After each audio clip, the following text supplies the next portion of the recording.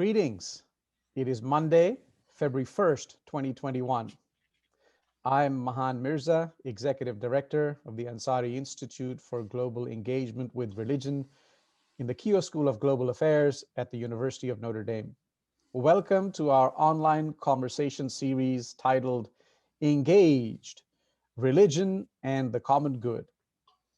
You may visit our YouTube channel or visit the website ansari.nd.edu to see more of our online programs and videos, and join the conversation on Twitter at AnsariUND.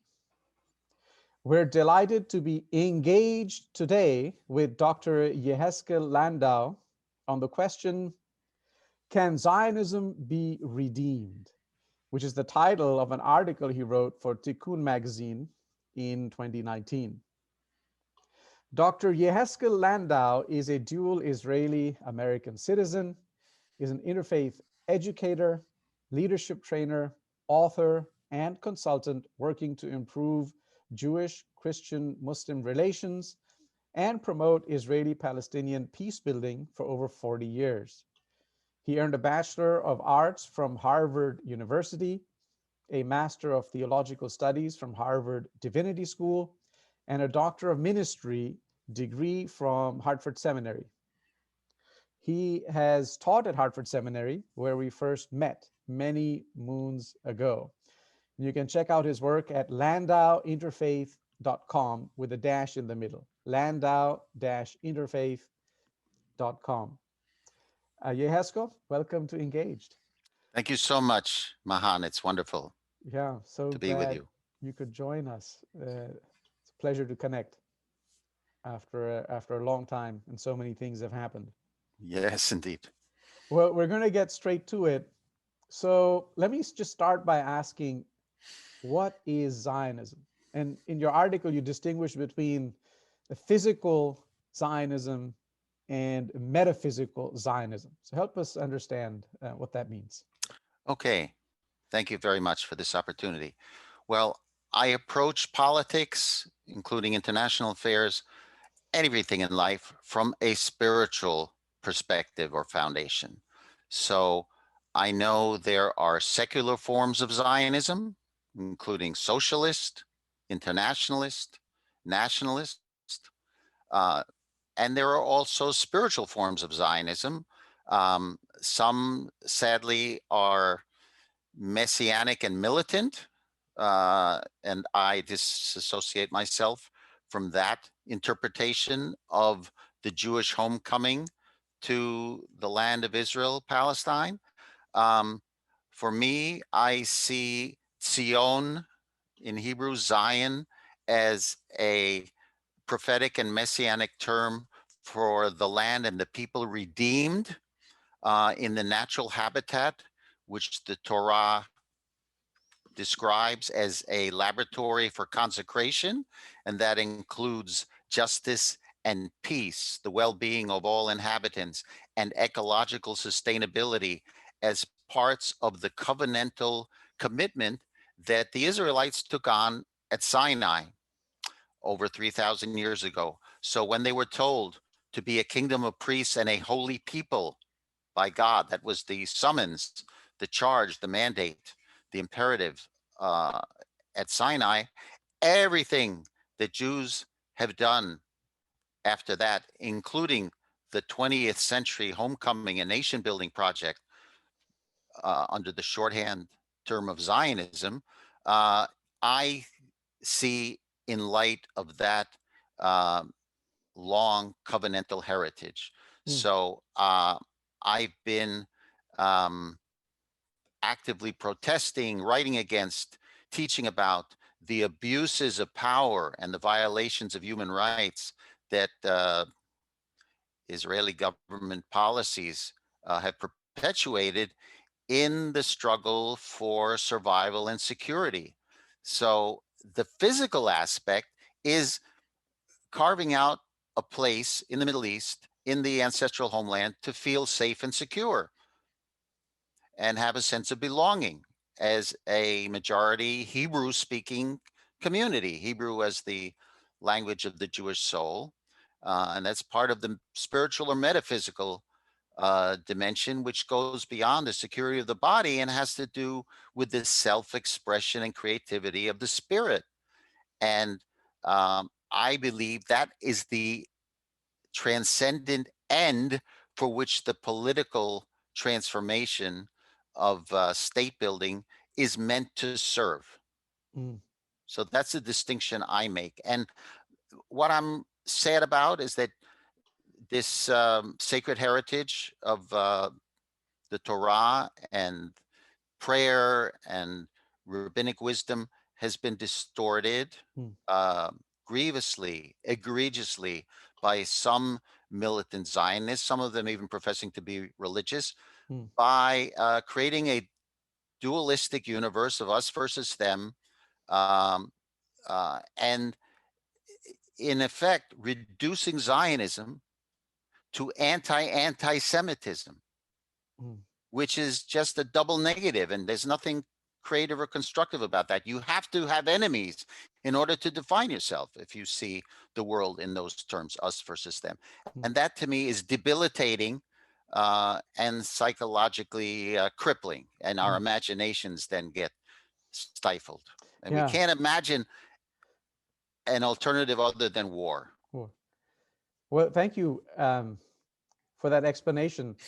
And I just want to follow up with this inherent kind of dilemma in the project. So on the one hand, it's kind of do no harm and do all of this good, live in harmony with the climate and establish God's justice, be kind to the stranger.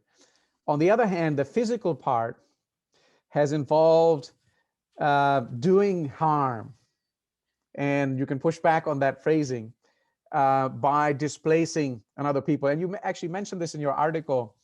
So on the one hand, you say that Zionism can't be viewed as a colonial racist project. And on the other hand, and I quote here, the basic moral dilemma inherent to Zionism, which you recognize from the beginning, was in recreating a Jewish majority in a land which had an Arab majority. So how do we reconcile these two uh, competing, you can say, drives of Zionism? Yes, this is a key uh, moral as well as political question and challenge.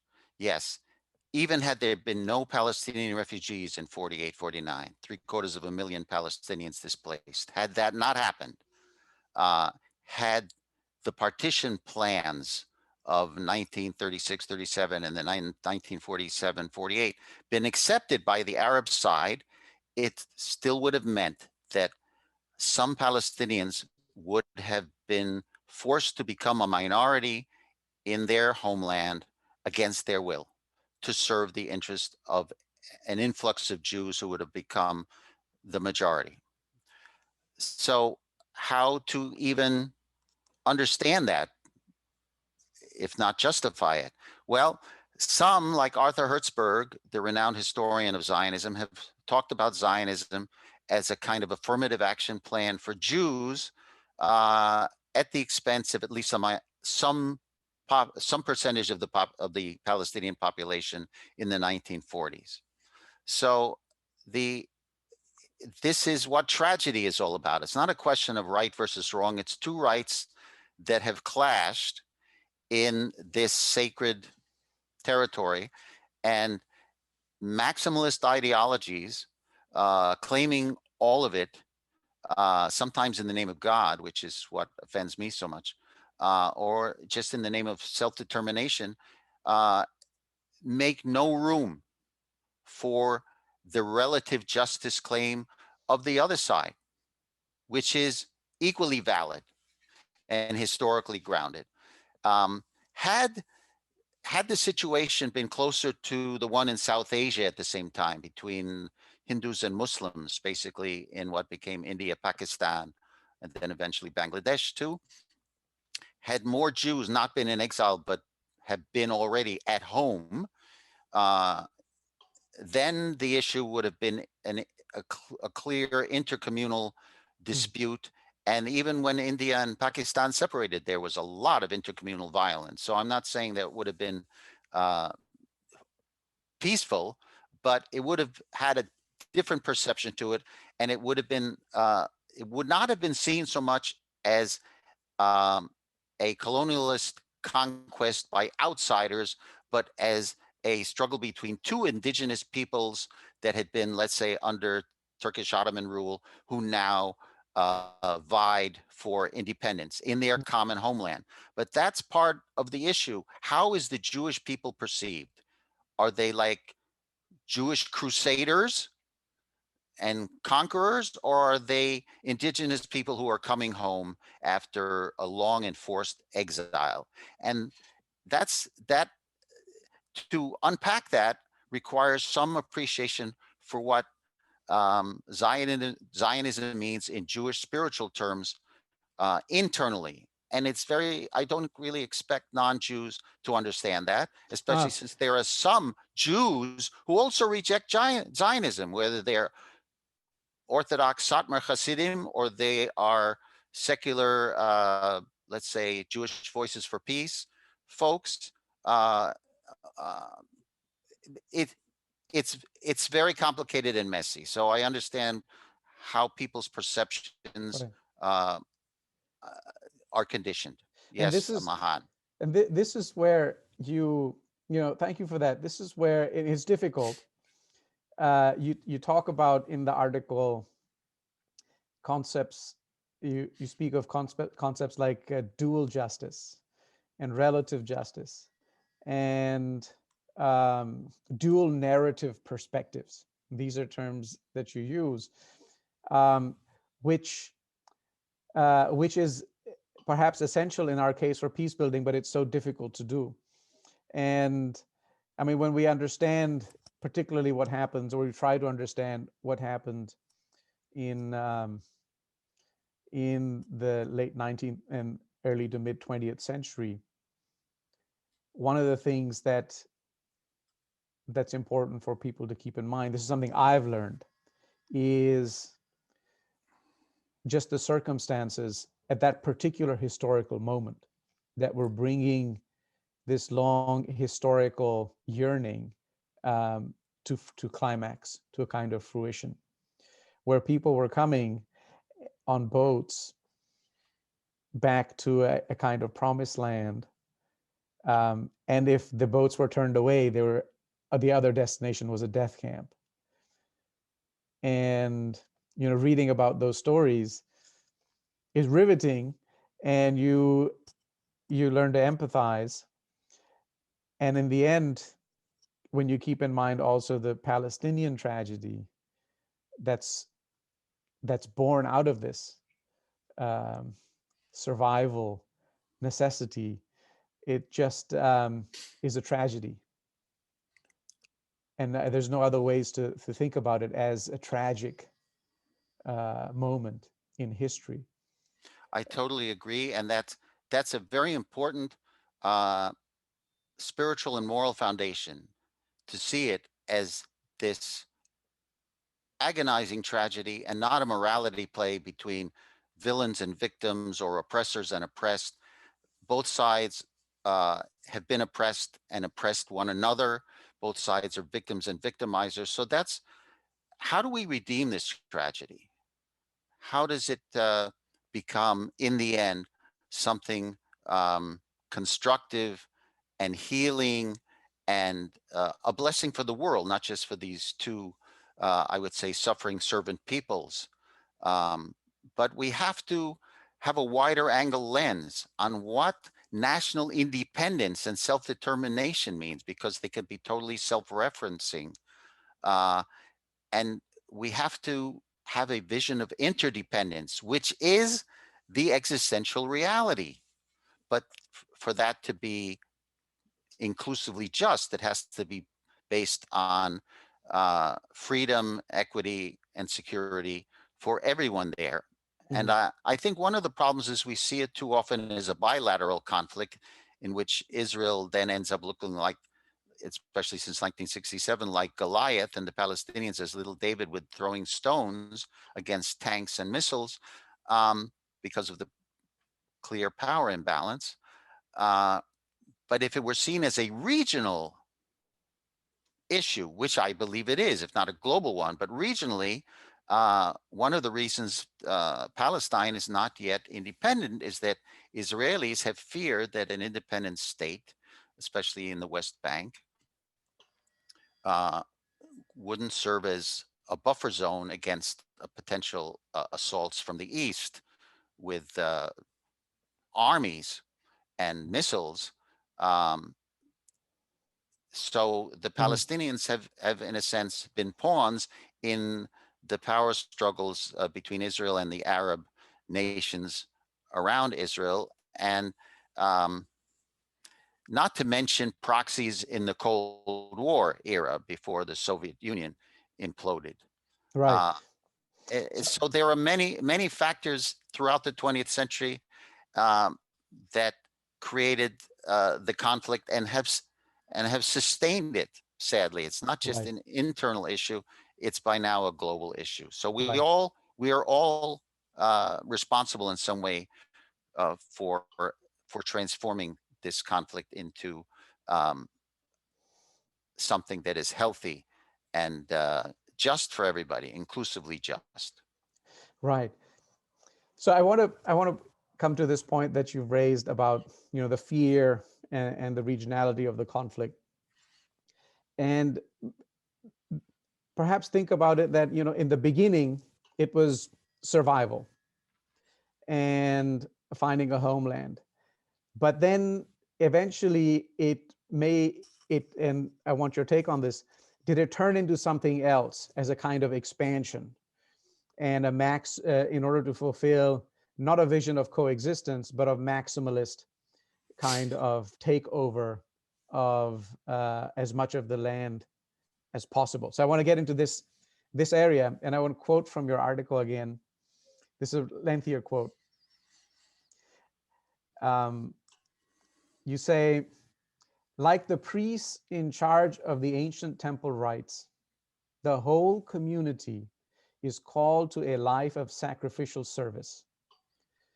But instead of offering animals to be slaughtered and burned on the temple altar, we are called in our time to sacrifice the territorial extensions of our own insecure animal bodies.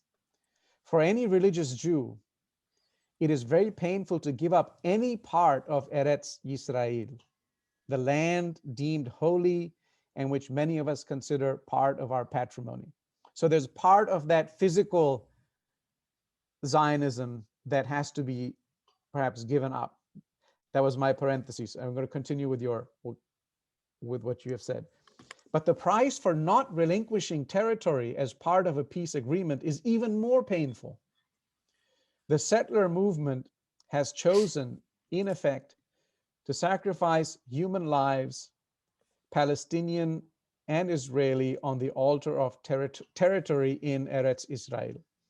This despite the fact that Jewish tradition has always placed the preservation of life, and I'm going to mispronounce Pikuach it. nefesh. Yeah, pikuach nefesh, as the supreme value for which all other commandments must be subordinated and, when necessary, suspended. And so, what seems to me, here's the logic of the argument, and tell me if I got this right. In the beginning, when it was just about survival, extinction, annihilation, that has to be prioritized over all other values. But you can never have 100%, nobody has 100% security. And so it gets to a point where, the dilemma, we've confronted the dilemma, people have been displaced, but enough. Now we've survived. And now we have to stop that pattern of thinking and move to a higher plane of thinking, that our newly acquired existence, security, and the flourishing that even we're experiencing, permits us to engage in. Am I reading this? Yes, yes. I would agree with everything you said, and then I would add Yes. a few layers. First of all, the the shorthand way of expressing what you've just articulated is to say, okay, the Jews deserve a house, but not necessarily a mansion. Hmm. Okay, you need to restrain your territorial appetite. Yes, this is when there's another nation living among you, amidst you, in this, and claiming the same territory, all of it, all of it. The Jews claim the whole land, the Palestinians claim the whole land, and each one has subjective validity on its side, historically speaking. Um, the issue on a deeper level, especially beyond the safety or security issue, uh, is what what does the land or the state serve as means? What are the transcendent prophetic and priestly um, ends, aims that these physical um, structures, the physical land, and then the infrastructure of a state with an army for self-defense, not for territorial expansion. What do these tools or these foundations what are they meant to serve? So I think they are meant to serve um, lofty principles like justice, peace, security, the safeguarding of human rights, especially the right to life. That takes precedence. Yes, pikuach nefesh, saving life, is holier than the holiness of any real estate. For sure, we need to have the proper hierarchy of holiness in our Jewish self-understanding, our consciousness. Um, here, the the problem was accentuated or amplified by the unprecedented scope of the Holocaust, uh, an attempted genocide against the Jewish people. Hmm. Had that not occurred, I still think there would have been this competition over statehood in Israel Palestine, and the state of Israel probably would have been founded later. Okay, but now the Holocaust happened. Yes, there was then uh, an added intensity and a sense of immediate necessity that many Jews felt to have a Jewish state right after World War II and the Shoah. And that brought the climax to a head in Yeah. 1947, 48, Right. which then fueled, Right. in moral terms, this survival ethic, Right. which I think is not a just foundation for anything, let alone a statehood that is achieved at the price of expelling 3/4 of a million people, not allowing them to return, and then destroying over 400 villages. So trying to destroy their dream of return in order to advance the Jewish people's Mm. age-old dream of return. So Yeah. we need to find a way to reconcile these aspirations and not have it end up being a zero-sum game. Yeah. Well, thank you for that. Your reminder of just the horrific circumstances in Europe that uh, added to the urgency of this historical moment. What something that maybe I'll just confess um, off script from my heart is something that really hurts me is how often we hear of these are age-old conflicts between Muslims and Jews, and we've been fighting since Adam or since Abraham, whereas the history, when we were both expelled in 1492 from parts of Europe, and the Jewish people were expelled then, they always found refuge in Muslim lands and their historical Jewish communities in Muslim lands. And so uh, that's a hurtful narrative then that emerges out of the violence that came about in Europe European violence is the source of this, but it's the narrative feeds an archetypal Muslim fanatic on the other end, which is the, you know, uh, which is just another tragedy that I experience, and I'm sure many others when they hear about this This is conflict. deeply painful for me as well.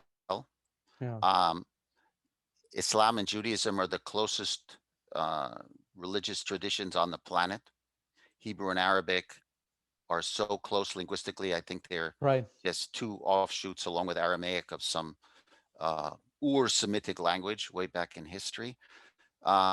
We have so many spiritual affinities, Jews and Muslims. So the political toxicity of the 20th century all around this conflict has contaminated our discourse and our imaginations, both as Jews and Muslims. And part of my work as an interfaith educator is to try to go underneath the political ideologies that seem to be in conflict, to find some kind of spiritual common ground, sacred common ground.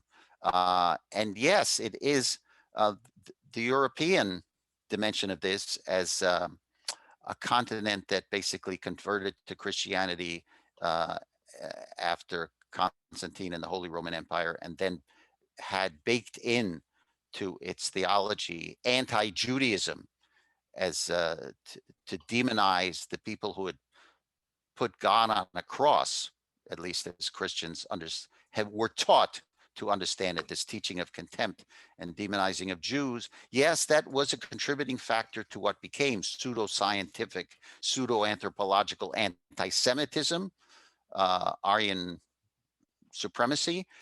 And all of that, of course, fed into the feeling of existential insecurity and dread among Jews in Europe, which pushed many European Jews toward uh, pre-state Palestine as a way to rebuild their lives, both personally and collectively.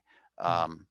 And with some kind of messianic impulse, even if understood in secular terms, Mm. even socialist, internationalist terms.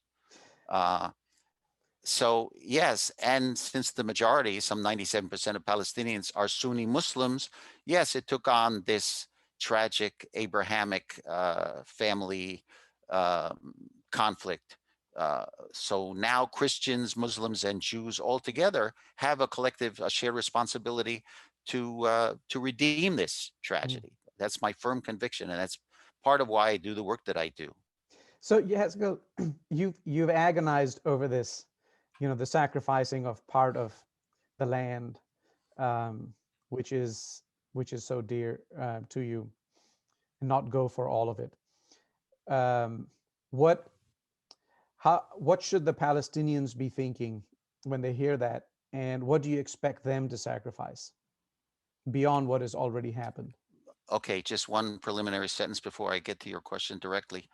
I'm ready to sacrifice territory because uh, of my deep love and affection and respect for Palestinians in whose homes I have been and shared meals and listened to their stories.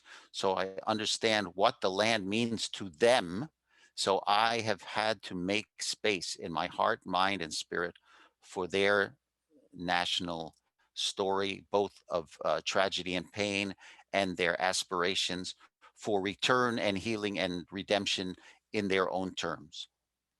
Okay, what would they need to sacrifice in order to Yeah. find some common political ground? Well, both sides are going to have to endure what amounts to a symbolic amputation of part of their territorial space as an extension of their own bodies. So when I say, okay, for the two bodies to live, Israel and Palestine, to be healthy political uh, entities, and not die of gangrene because of the blood poisoning in both bodies politic, will have to undergo some kind of mutual agreement to amputate part of the land of Palestine so that the state of Palestine is smaller than the land of Palestine, and the state of Israel will recognize itself as smaller than the land of Israel. So once there are mutually agreed upon boundaries, which I hope will be fluid or porous and not uh, hermetically sealed, with lots of cross-border exchanges for mutual benefit, that there will have to be land swaps in both directions, ultimately, so that the majority of Jews end up being on the Israeli side and the majority of Palestinians on the Palestinian side, hopefully with a Jewish minority by choice in a Palestinian state, as there is a Palestinian national minority by choice in the state of Mhm. Israel. And then Jerusalem, as the common heart of both bodies politic, will have to be a dual capital. That's how I see it. Mhm. Now, by the way, I do not use the term two-state solution because, first of all, I don't like the term solution because it has a kind of an engineering or mathematical Mhm.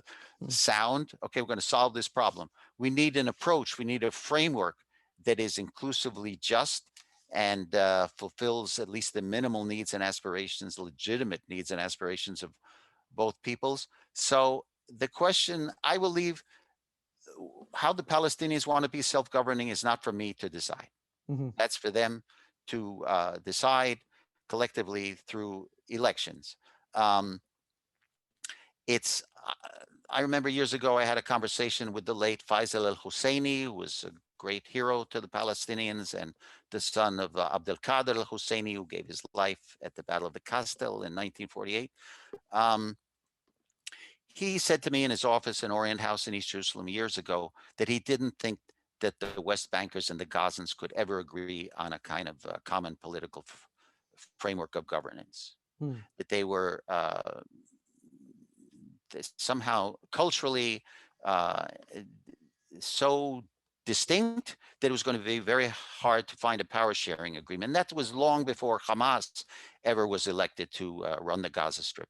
Mhm. So it could be, it could be because people keep talking about two-state solution. It could be that ultimately we will need within a regionally approved framework that also has the kosher and halal stamp of the United Nations, that will have a four-state confederation of Israel, a majority Jewish state, Jordan, Urdun, uh, right now is a Hashemite monarchy, but maybe evolving into some kind of a true democratic republic.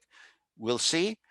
And two federated states with a small s, like New York and California, two federated states that federated the United States of Palestine, with the West Bank and Gaza being administered separately, let's say for the time being, by Fatah and Hamas. That's for Mhm. them to figure out. But to push for a two-state solution that means that all the Palestinians have to agree on who's going to rule where, that may just delay the ultimate hudna or ceasefire or truce that we will need to have a kind of collective breathing period before um, the final stage negotiations, final status Mhm. negotiations are conducted. Right now, there is too much animosity, not enough trust, and to push for a final status agreement now is probably unrealistic. But ultimately, the founding or the foundational principle of self-determination will have to prevail. Mhm. So, as I hear this, which is so very interesting and creative in some ways, first I'm reminded, because I'm originally from Pakistan, and I'm reminded of the partition, where the same ideals were voiced, that there would be a majority Hindu here and a majority Muslim here with minorities of each, and we would treat them fairly and justly. But it didn't quite work out. It's been 70 plus years, and the animosity between the two countries has remained, and the enmity, um, and the displacement that took place at the time of partition was so violent and tragic. And so, given the facts on the ground now, and I want to turn to the settler movement, that while all of this is being discussed, the settlements are expanding. There are Palestinian homes that are being demolished, and more Jewish homes are being built on more and more Palestinian land. And so, for the kind of peace that you speak of, those will have to be rolled back. And it's just hard to imagine, pulling out people from their homes, uprooting them while they're being built as we speak. And so, I have two questions on this. One, is this confusion just going to persist as the facts on the ground continue to change? And ultimately, will the Palestinians kind of become like the natives are in the United States? They'll have some sovereign territory here and there, but really nothing to speak of in terms of national entity, the way we conceive of it, with the kind of dignities that accompany it. It's hard to compare the natives to the Palestinians because the natives were more or less wiped out. Their populations dwindled, whereas the Palestinians' population is increasing. So it's unthinkable for them to be analogous in complete ways. So that's one question, and so let me know what you think about that. Yeah, I understand, but I push back against comparisons either to the genocide of the Native Americans and squeezing them onto reservations, even though they're supposedly sovereign tribes, or even the South Africa situation where you had white Europeans imposing themselves on a black majority in the southern part of Africa, and then the analogy would be to Bantustans. Yeah, I've or heard the that. Yes, apartheid that state that's yes, an being apartheid referred to. state with Bantustans. Yes, which if the president were to continue, that's likely what would happen. But and which is horrific for everybody. So I don't. I've never bought the late Maron Benveniste's argument that everything is that the whole situation is irreversible. We have the evacuation from the Sinai Peninsula, the north of Sinai, and the destruction of settlements, which the late Anwar al-Sadat uh, stipulated had to happen as part of the peace agreement with Egypt. We had the withdrawal of some 9,000 Jewish settlers, I think, with some kind of delusional messianic uh, ideology in the Gaza Strip. They were all taken out by Ariel Sharon, no less, who was the patron of the whole settlement movement when he was prime minister in 2005. So there are precedents for Jewish withdrawal from Arab territory, including parts of Palestine. Uh, so that can happen again if there is a clear incentive, which is to end the conflict. Uh, yes, that some settlers who basically followed the economics of getting a nice suburban home within driving distance to Jerusalem or Tel Aviv with a pool full of water that Palestinians don't even have to drink. All of these kinds of systemic injustices have to be reversed. And uh, Do yes, you think the whole system of control over the occupied Palestinians has to be deconstructed and transformed into a free, self-governing state of do, do, Palestine. do you That's think clear, and I still hold out hope that that can happen if the consciousness were to change and new leaders were to be chosen Hmm. on Yeah. both sides. So I was you just answered the question. I'm sorry for interrupting. Um, but I was going to ask, do you think it's realistic? And you said it can happen, but the consciousness needs to change. Because even in the United States, a lot of it driven by domestic politics, the recognition of Jerusalem as the undivided capital of Israel, and recognizing the settlements, and even potentially the whole annexation of the land as not being in violation to international law, kind of creating their own laws. And we've always known the United States does not submit to international courts of justice and international bodies that try to regulate um, relations at the global stage. So, given the US posture and the rapidly changing realities on the ground, um, I'm I wonder if it's possible, but I see that you say in the article uh, that you're pessimistic in the short term, but optimistic in the long term. And also you Hopeful, mentioned hopeful in the hopeful, long. sorry, hopeful in the long term. So um, Yes, I make a distinction.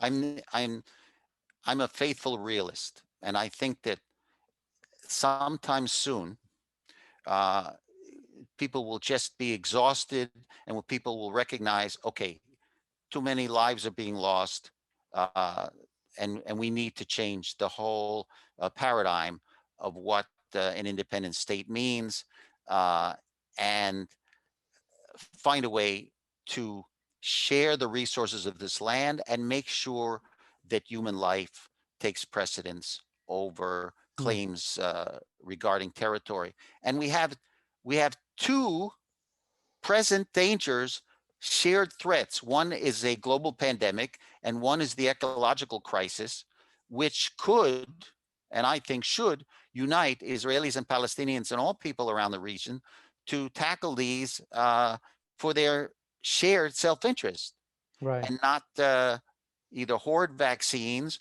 or hoard territory in some kind of group narcissism, saying, okay, my welfare takes precedence.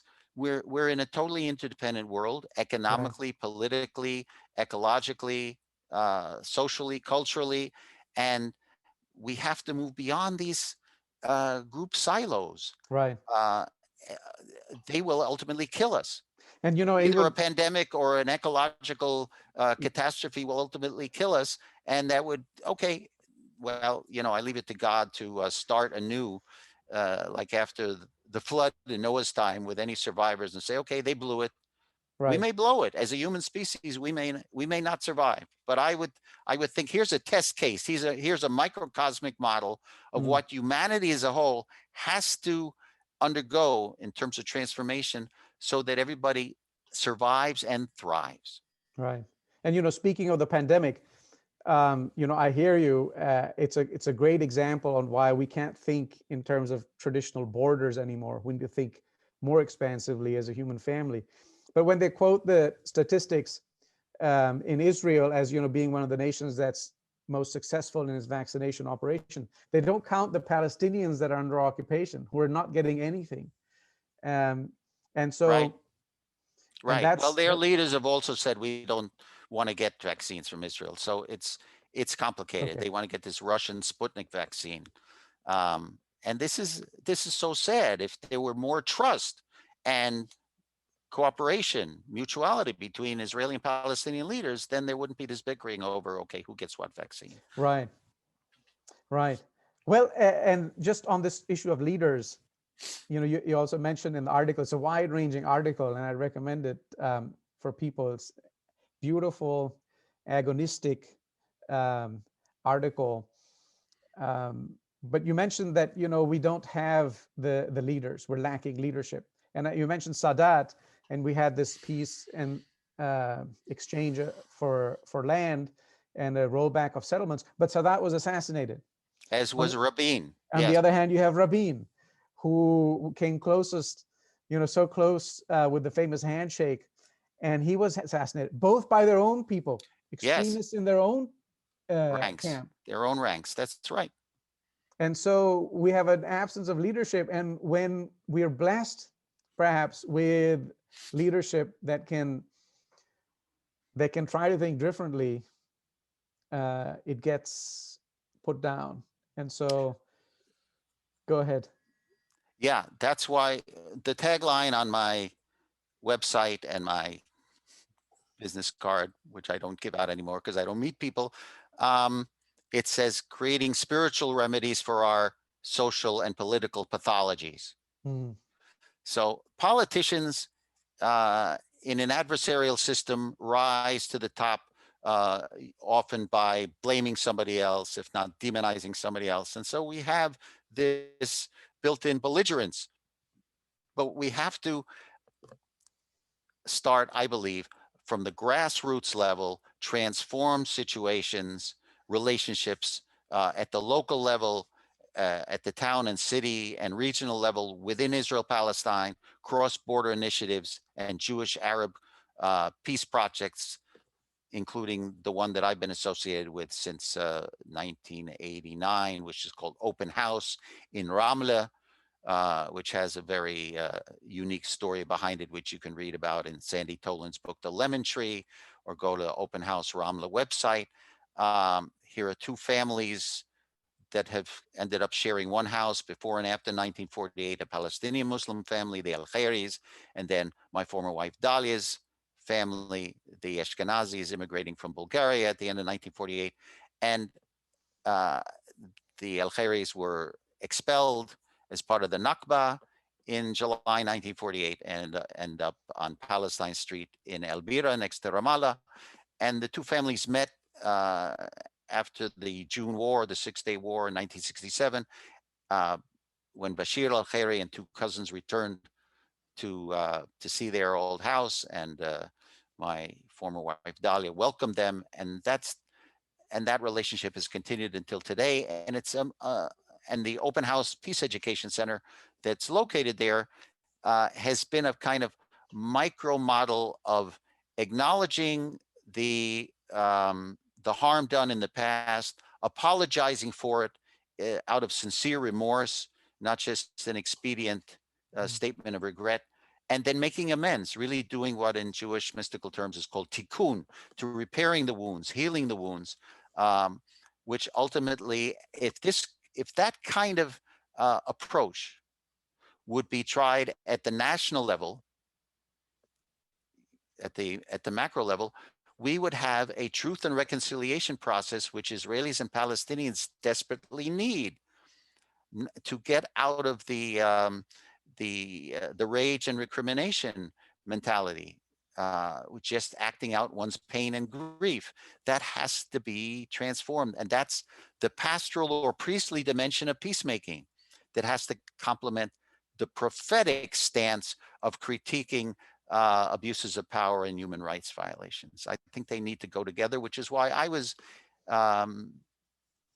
leading the religious peace movement in Israel, Oz v'Shalom, Netivot Shalom, throughout the 1980s, because which stands between the secular protest movements like Peace Now and others on the left, the secular left, and the Gush Emunim settlers, the messianic militants on the political and religious right. And these are the two camps clashing over what does a Jewish state mean, existentially, not just territorially. And the Palestinians have Fatah and Hamas clashing over what does a state of Palestine mean. So part of the problem is you don't have a consensus in either nation over what nationhood, statehood really should look like, how it should operate. That's one of the reasons the whole conflict keeps spinning and getting worse, because we don't have the leaders, we don't have the consensus builders. Okay, now in my fantasy, I would like to see this is something like de Klerk and Mandela. Okay, to me, the Mandela of Palestine at the moment is Marwan Barghouti, sitting in prison as political prisoner number one from the second Intifada, and he could unite Hamas and Fatah followers. If some Israeli prime minister, let's say Ami Ayalon, who has impeccable security agency credentials as former head of the Shin Bet Internal Security Service, but with a liberal, humane, forward-looking, common sense approach. If Ami Ayalon were to be elected prime minister of Israel, and he could negotiate with Marwan Barghouti while Barghouti is still in prison, and then release him with an agreement pretty much negotiated, and they just work out the details, I think that would command the consensus of most Israelis and most Palestinians. But how do you get those leaders to rise to the top when we now have supranationalists, and in Israel, we have a corrupt prime minister who's been trying to hang on to his job and making all kinds of horse trading deals with parties on the right and in the religious community, the religiously observant community in Israel. We have to break through this logjam. And Palestine deserves new leaders too. Mahmoud Abbas, Abu Mazen has been there, I don't know how many years. He's in his mid-80s already, and he recently said there'd be new national elections, but he's made those promises before. So we're stuck. But Well, that means the rest of us, right. including other countries, but also people-to-people diplomacy, we have to build these relationships of goodwill and mutuality from the ground up. And that, by the way, is one of the reasons I moved back to the United States.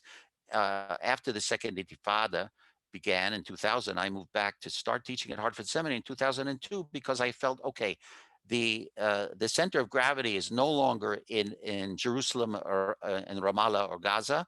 It's really in Washington and New York. That's where the critical decisions are going to be made about the Middle East. Because the UN is also in New York, right? Not just Jewish communal organizations. Washington, D.C. is the head of the American government. And so I've been trying through my teaching, writing, and interactions with political and religious leaders in North America to try to leverage some kind of um, a more realistic and promising foreign policy on behalf of the United States. Well, we want to thank you for all the work that you've done throughout your life. And speaking of foreign policy, Joe Biden, and we've had regime change here, and so they say change of administration. So there can be other changes. Alhamdulillah. Alhamdulillah. But he's giving his foreign policy speech today, and perhaps if he gets advice from the right people. I don't want to ask you if you're hopeful or not hopeful based on the team he's put together. I am hopeful. Yeah, you can ask me.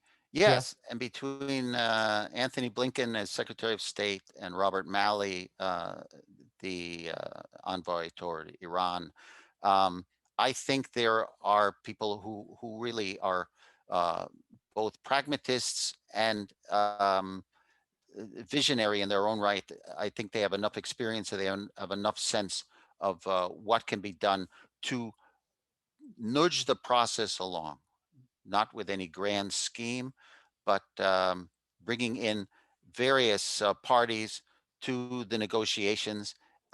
Once the atmosphere for negotiations is made more conducive, it's not. And I'm afraid the years of Trump, Pompeo, David Friedman as ambassador there, and others have skewed the situation even more against the Palestinians. So they feel more embittered, and we'll see whether they are going to be able to trust what Biden and company are doing. I hope so. The fact that they are reopening the Palestinian embassy in Washington and renewing payments to UNRWA, those are good signs that the Palestinians are not to be punished or ostracized. They need to be included. They need to be at the table. So while you make agreements, so-called peace agreements with the UAE or Bahrain or Sudan or Morocco, this is not going to do anything really for the Palestinians. Right. And they need to be, their dignity, their agency have to be honored. So you can't, part of their pain is because they've been constantly degraded and humiliated. So their sense of honor has been violated, and that can't continue. It has to be reversed. And I think one of the things that can't continue, and we should probably draw it to a close, this conversation. I mean, hopefully it continues in the long term.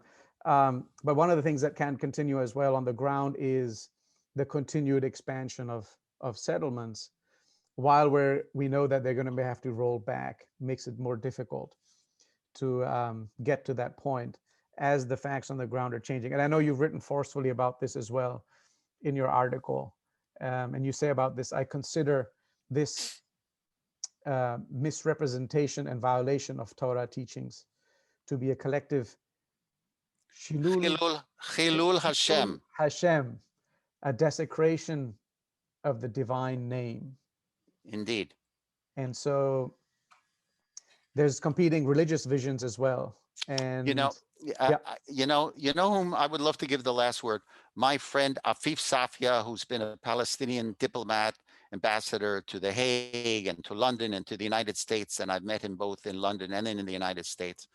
And I know his family in Jerusalem. He said to me once, you know, if Israel wants to keep building these settlements, and they cede the land to us ultimately, well, we'll have the choice of either sticking with that architecture or changing the architecture when we move in. Hmm. Yes, so he didn't even see the settlements as a necessary, as an impossible impediment to an eventual territorial compromise. Well, you end the article. I mean, you go through these different lines of reasoning: theological, political, as a peacemaker, with history, narrative, empathy. War breaks out as you're completing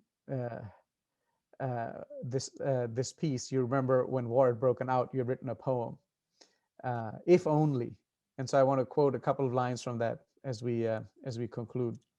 It's a longer poem, but I picked up these two lines because it really captures this idea, the dual narrative idea that you bring forth in your piece, that we need to understand the other as if we were in the position, we would be doing the same things we're condemning them of.